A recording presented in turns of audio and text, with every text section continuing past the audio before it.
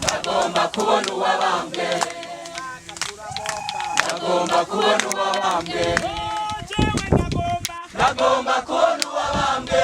Yitanze ku musaraba. Ndagomba kwambara inkomezi. Bandanye urwo rugendo bikunda cyane byoroshye. Ndagomba kubona uwabambwe. Ndagomba kubona uwabambwe. Yitanze ku musaraba. Ndagomba kwambara inkomezi. Bandanye urwo rugendo bikunda cyane byoroshye.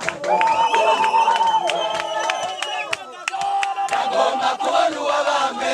Yitanze ku musaraba. Ndagomba kwambara inkomezi. Bandanye urwo rugendo bikunda cyane byoroshye. Ndagomba kubona uwabambwe. Yitanze ku musaraba. Ndagomba kwambara inkomezi.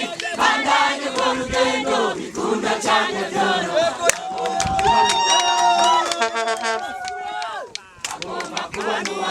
Hanyuma tuce tubandanye. Umwami Yesu nashimwe. Amen.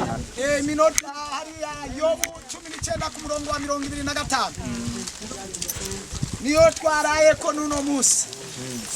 Yobu 19 ku murongo wa 25 aravuga ngo ariko jewe bwanje si yuko umucunguzi wanje ariho. Kandi ko kuiherezo azohagarara ku isi. Amen. Amen. Hallelujah. Amen. Hallelujah. Amen. Hallelujah.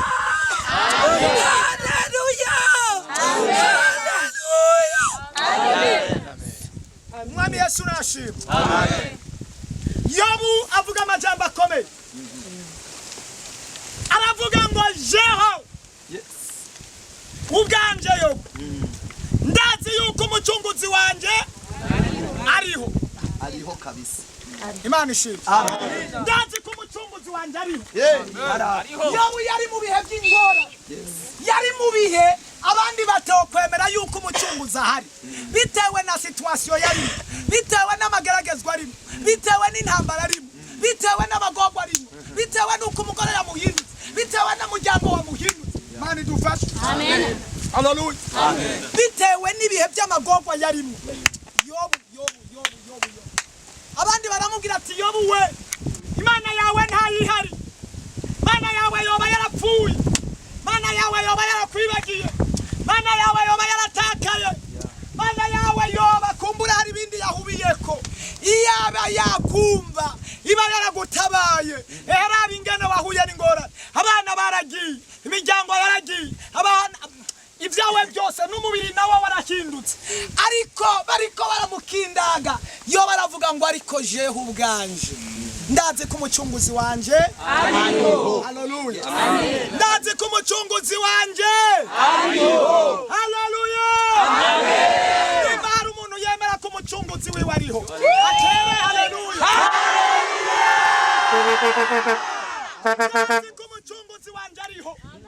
Mu bihe bigoye ndazi ko umucunguzi wanje ariho. Amen. Mu bihe by'amagaragaza ndazi ko umucunguzi wanje ariho. Amen.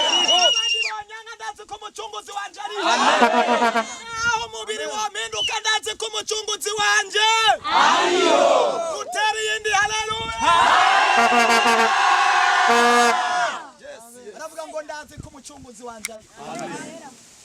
Mwami Yesu nashimwe. Amen. Aravuga ngo ndazi ko umucunguzi wanje ariho. Imana ishimwe. Aravuga ngo naho bigoye, naho ari amageragezwa, naho ari intambara, ndazi ko umucunguzi wanje ariho.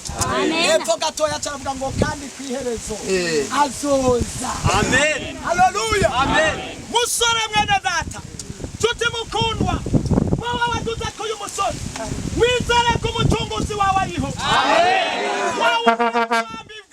Wawundi yagucumitigwa, wawundi yakugokekwa, wawundi yasanze amaboko ku musaraba, wawundi munyembabazi, umucunguzi wawe aracyariho. Amen. Aracyariho. Amen. Aracyariho. Amen. Hallelujah. Nagomba ndakubwire ngo arahari. Amen. Naho wari mu mageragezwa arahari. Naho yacecetse arahari. Naho atarashika arahari. Amen. agomba ashitsa. Haleluya. Arahari. Ariho. Haleluya. Arahari. Ngo kandi kwihere azoze. Kwihere nagomba ndakubarire kubera kutomenya ko uyu munsi ari iherezo ryuko agomba kuza.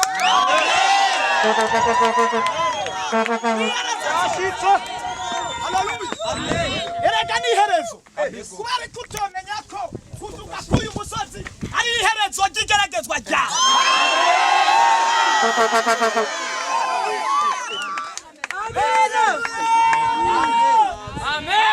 Utimisi wabipanze, utimisi wabishatse, utimisi wabirondeye. Haleluya.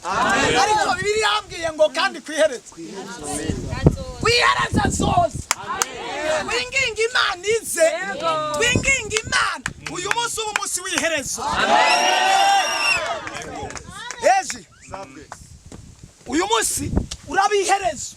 Haleluya. Urabiherezo. Haleluya.